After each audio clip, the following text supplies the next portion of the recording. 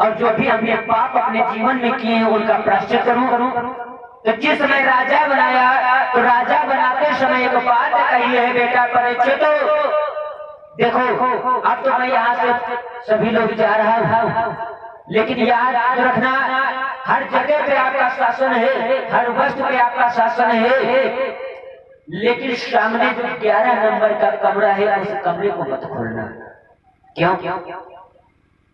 परीक्षित ने प्रश्न किया बाबा श्री ऐसा क्या है? तो बताया ऐसा कुछ भी हो लेकिन कमरे को मत खोलना। इतना कहकर राजतिलक करने के बाद जिस समय चले हैं हिमालय में जाकर के पांचों पांडव पांचाली द्रौपदी सहित गल गए। और इधर एक दिन की बात हो, महाराज परीक्षित राज दरबार में बैठे हैं। उसी समय मंत्री आ गया। मंत्री ने कहा महाराज एक बात बताओ, हाँ आपका शासन हर वस्तु पे है, आपका अधिकार हर वस्तु पे है, लेकिन 11 नंबर का कमरा आपने क्यों नहीं खोला है? आपके बाबा श्री इस कमरे को खोलने के लिए क्यों मना कर गए? ऐसी क्या चीज है? तो परीक्षित ने कहा मुझे नहीं मालूम। तो बताया कि उसी समय उस कमरे को जिस समय खोला गया तो उस कमरे में एक बक्सा मिला है, और बक्से को जिस समय खोला गया तो बताएगा उसके अंदर भी एक बक्सा मिला है।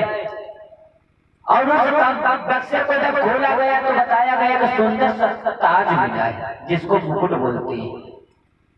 जिस समय उस ताज को देखा है तो परीक्षित के मन में लालच उत्पन्न हुआ, विचार करके इतना सुंदर ताज हमारे बाबा ने इस कमरे में छिपा करके रखा, और जिसे छिपाने के लिए हमारे बाबा ने मुझे मना कर दिया कि इस कमरे को मत खोलना। अरे ये वस्तु ऐसी है इसे कमरे में नहीं रखी जाती है। अरे इसको अगर मैं अपने सर पे रखूं तो कितना अच्छा लगेगा।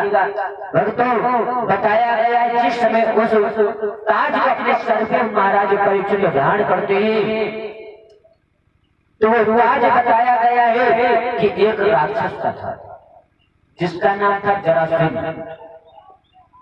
जरासंध का वो ताज जिस समय महाराज परीक्षित के सर पे गया तो महाराज परीक्षित की बुद्धि को भ्रष्ट करने लगा। बुद्धि भ्रष्ट कर देता है। अब तो महाराज परीक्षित के मन में शिकार खेलने की अभिलाषा जगी। विचार करते अब तो मैं शिकार खेलने के लिए जाऊंगा। मैं तो जिस समय शिकार खेलने की इच्छा मन में जगी तो कहते इसी समय मेरा घोड़ा तैयार किया जाए, मैं शिकार खेलने के लिए जाना चाहता हूं।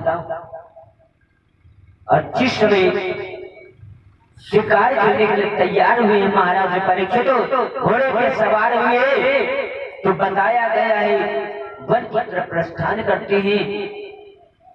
और ऐसे नहीं धीरे धीरे वन में जब पहुंचे हैं तो चारों तरफ अपनी नजर को दौड़ाते हुए देख रहे हैं। कितना अच्छा नजारा नजर आ रहा है भक्तों। लेकिन महाराज परीक्षित को वहां एक बहुत बड़ी मुसीबत में घेर रखा है। मुसीबत कौन सी? महाराज परीक्षित ने सामने से क्या देखा कि एक बूढ़ी सी गाय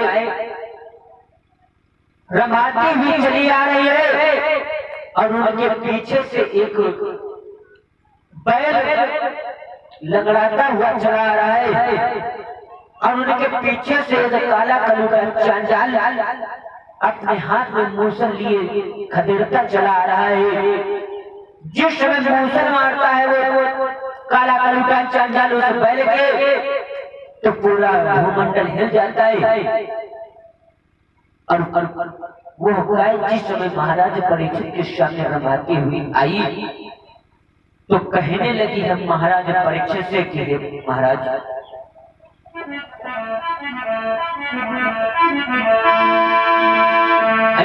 कौन है जो मेरी बोली है वो गाय, कौन है जो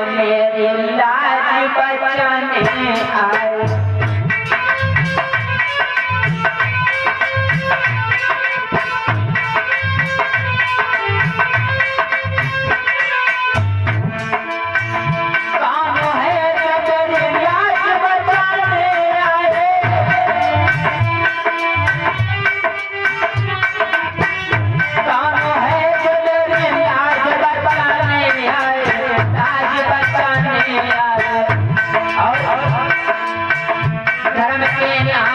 बलिदान चढ़ाने आए।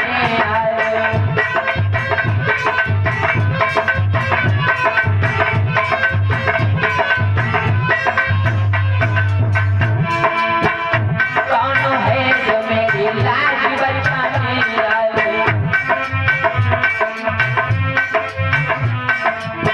धर्म के नाम पे बलिदान चढ़ाने आए।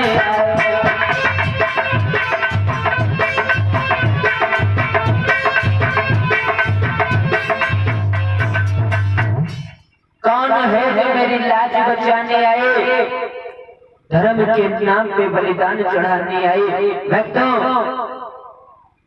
गाय को जिस समय देखा तो महाराज परीक्षित गाय के पास पहुंचे। गाय से पूछने लगे, हे गाय तुम कौन हो और कहाँ जा रही हो। भक्तों, जिस समय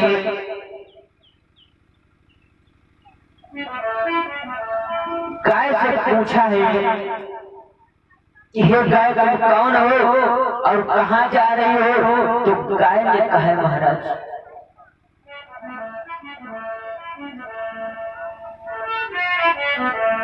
आप पूछ रहे हो कि तुम कौन हो और कहाँ जा रही हो, तो सुनो महाराज, मैं कौन हूँ और कहाँ जा रही हूँ।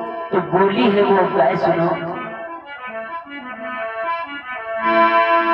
और मैं गाय नहीं हूँ पृथ्वी पति। हे महाराज, मैं गाय नहीं हूँ पृथ्वी पति और मैं पृथ्वी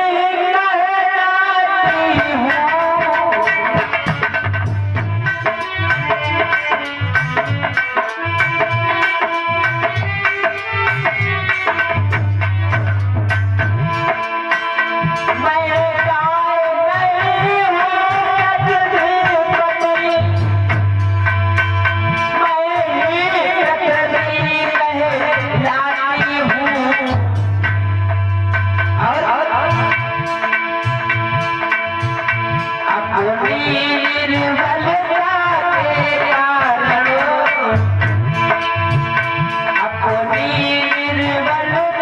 हूँ।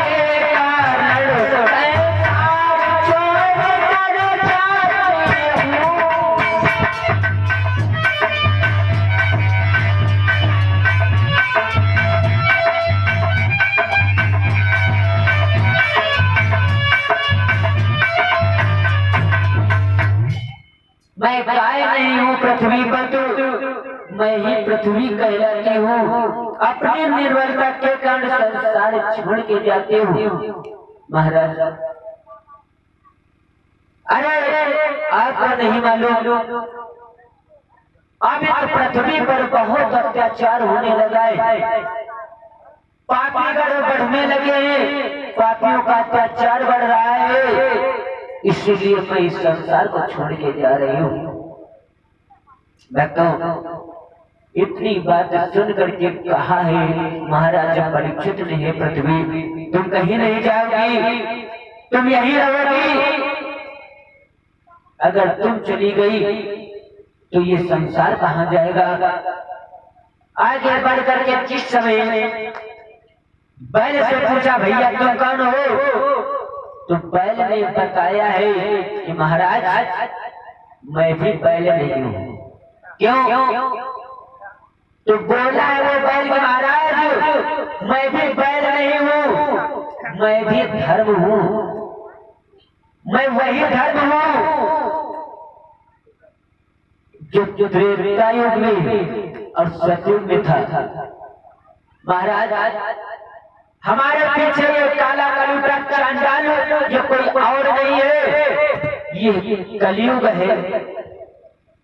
इसने अत्याचार इतना मचा रखा है कि मैं परेशान हो गया हूँ। जानते हो महाराज, सतयुग में मेरे 20 पैर थे, मैं तीनों लोकों में भ्रमण करता था। और महाराज त्रेता में मेरे 4 पैर टूट गए, 16 पैर बच गए। 16 पैरों से मैं अपना गुजर चलाने लगा।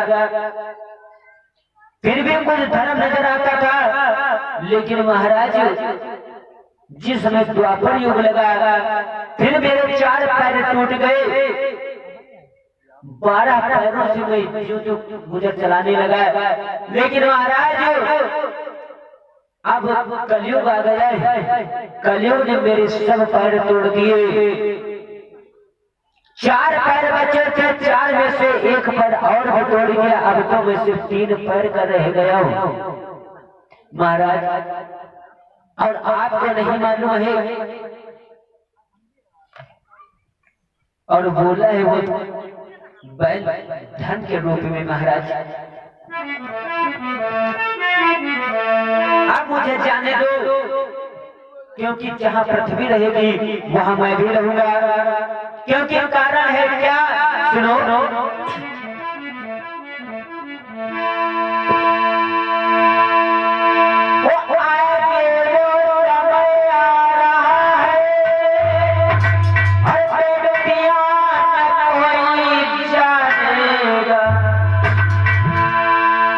बोला है वो धर्म कि महाराज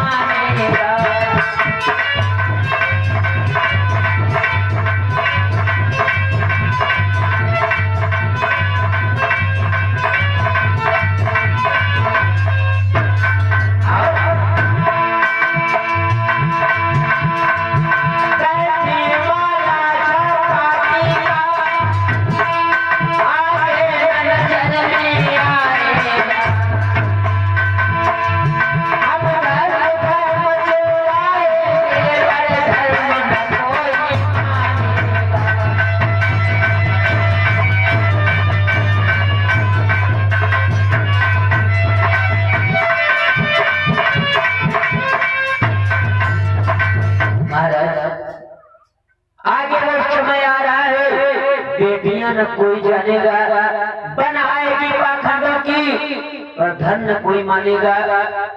छापा टीका गांधी माला आगे न नजर में आएगा, और हम धर्म धर्म चिल्लाएंगे पर धन न कोई मानेगा। महाराज ब्राह्मण वेदहीन हो जाएंगे, क्षत्रिय कायर हो जाएंगे और बनिया अधिकार जमाएंगे। महाराज ऐसी अवस्था में मैं यहाँ रहना पसंद नहीं करूंगा, मुझे जाने दो।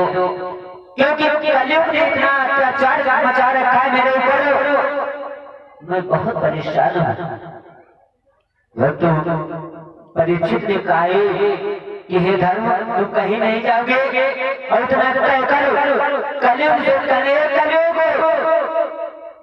सावधान हो जाओ। अरे तुमने क्या सोचा कि पाठ का जमाना चला गया है, पाठ का जमाना चला गया है, लेकिन पाठ के जमाने का उनके वंश में अभी पौधा मौजूद है। जब तक ये परीक्षित जीवित है तब तक तुम किसी के ऊपर अत्याचार नहीं कर सकते हो और तुम यहाँ से चले जाओ।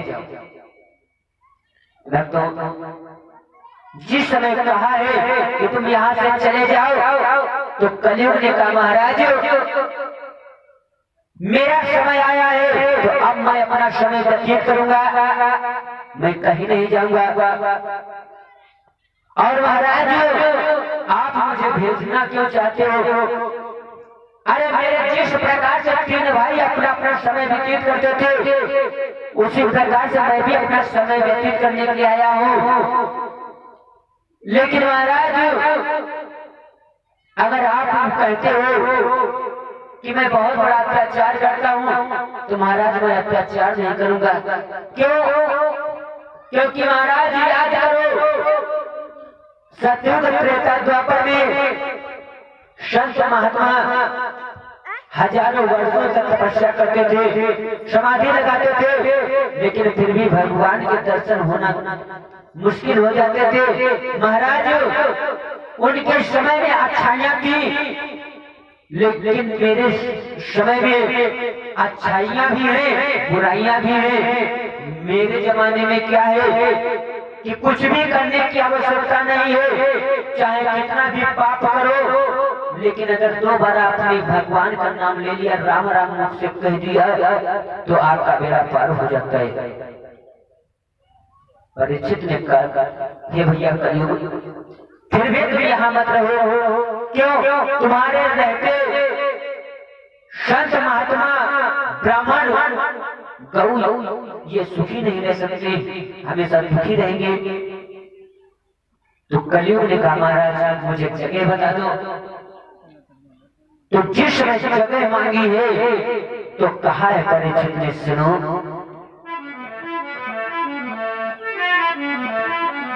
अगर जगह पूछ रहे हो तो जगह मैं तुम्हें दे रहा हूँ, जहाँ जहाँ बताऊँ वहाँ वहाँ चले जाओ, लेकिन यहाँ मत रहो। बोले हैं सुनो,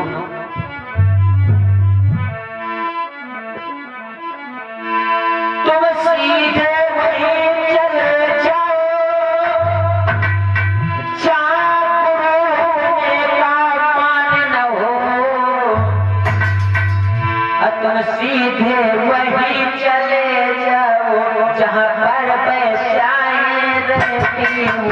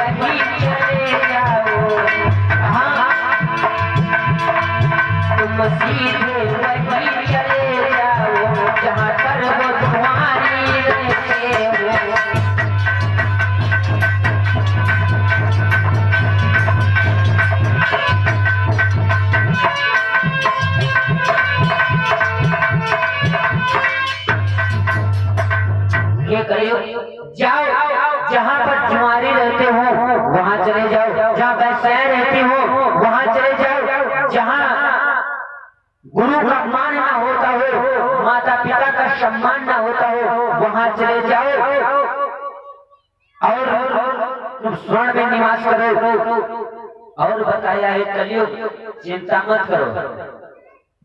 तुम ये सोच रहे होंगे कि हमें तो बुराइयां ही हर जगह मिली, जहाँ बुराइयां हो वहीं पर निवास मिला है, जाओ एक जगह और तुम्हें दे रहा हूँ।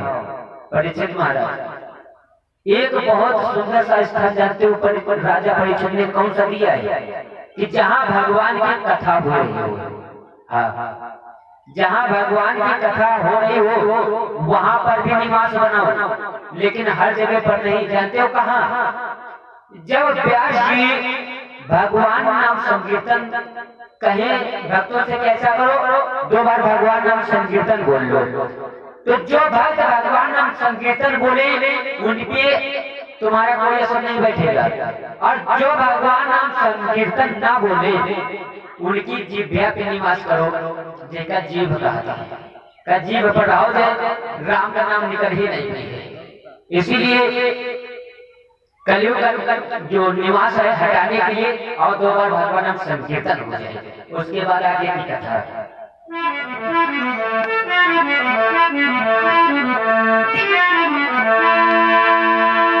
प्रेम से गोविंद भगवान की हरे बोलो श्री राम जय राम जय जय राम।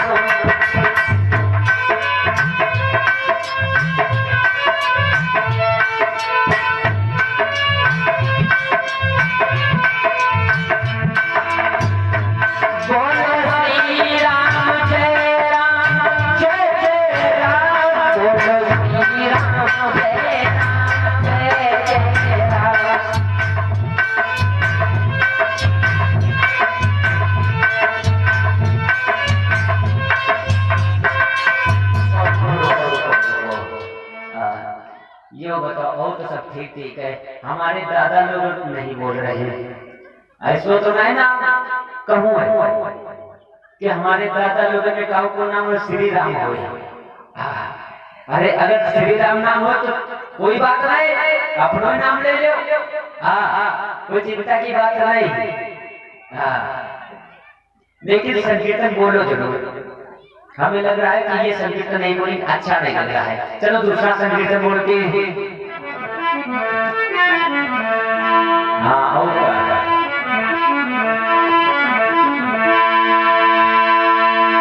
हरे गोपाल तुम्हारी जय हो।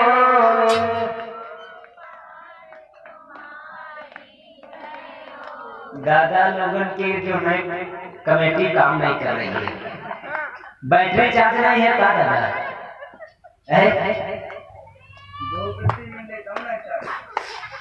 नहीं लगे हुए।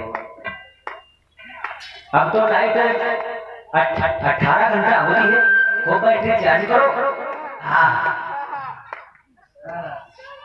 प्रेम से गोविंद भगवान की हमें लग रहा हो कि संकीर्तन नहीं बोली हो। चलो कथा पे ध्यान दिए। हमें कहा कलयुग जीभ्या पे निवास करे, और जब कलयुग जीभ्या पे निवास करिए तो संकीर्तन बोल नहीं पई हो, और जब संकीर्तन बोल नहीं पई हो तो कथा सुन नहीं सके, एकदम नहीं। प्रेम से गोविंद भगवान की। एक बात और, महाराज परीक्षित ने कहा था जहां जुआ खेला जाता हो वहां निवास करो, लेकिन आजकल तो जुआ तो बहुत खेला जाती है। अब ये होली आ रही है और देखना होली में कम से कम 50% कहीं ऐसा करो चलो होली जगा ली चले। मास्टर साहब होली तो उनको नहीं जगाती, नहीं जगाती। लेकिन एक बात और बताए, ये ताश के पत्ते जो होते हैं बताया गया है कि 52 पत्ते होते हैं इसमें, लेकिन हर पत्ते में देवताओं और देवियों का वास बताया गया है। जो लोग ताश के पत्ते खेलते हैं वो देवताओं का अपमान करते हैं। कैसे? हम आपको सुना रहे हैं, बता रहे हैं, ध्यान दो। लिखा है किसी कवि ने क्या,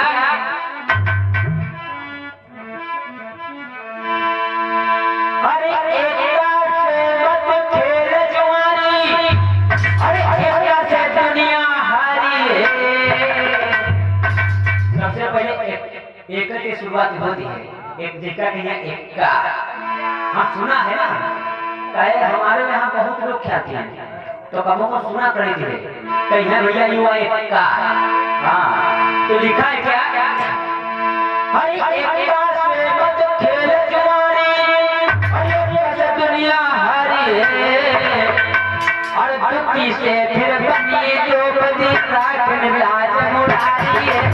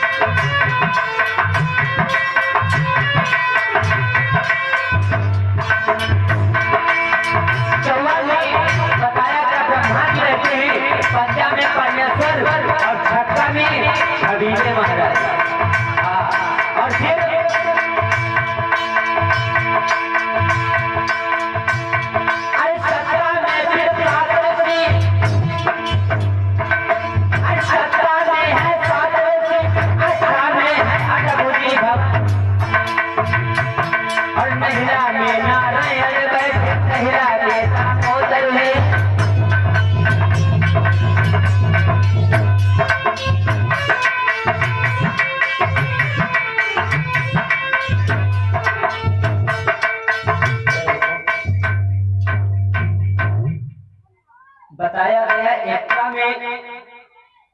एक्का से दुनिया हरी, दुक्की में द्रौपदी, तिक्की में त्रिलोकी, चौवा में ब्रह्मा जी, पंजा में परमेश्वर और छक्का में छबीले महाराज और सत्ता में सात ऋषि, अट्ठा में अठभुजी भवानी दुर्गा जी और नहिला में नारायण, दहिला में दामोदर महाराज। और ये बताओ अहिके आगे कौन गिनती है मुझे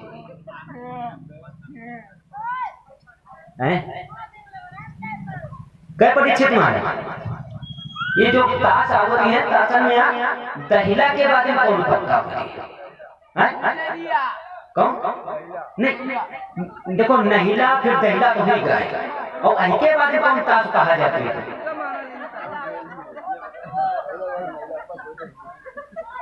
कह दादा दहिला के बाद में कौन ताश वो आवत है का कहा जाता है? गुल्ला। जय हो दादाजी, हम करा तो बहुत ख्याल दिए, हम ध्यान के हाँ तो ध्यान दे। लिखा है क्या? गुल्ला है। तो गुल्ला में क्या लिखा है सुनो। अरे गुल्ला कैसे बुलाने कर रहो, अरे बादशाह की रानी है, अरे बादशाह मथुरा का राजा मदन मदन मुरारी है।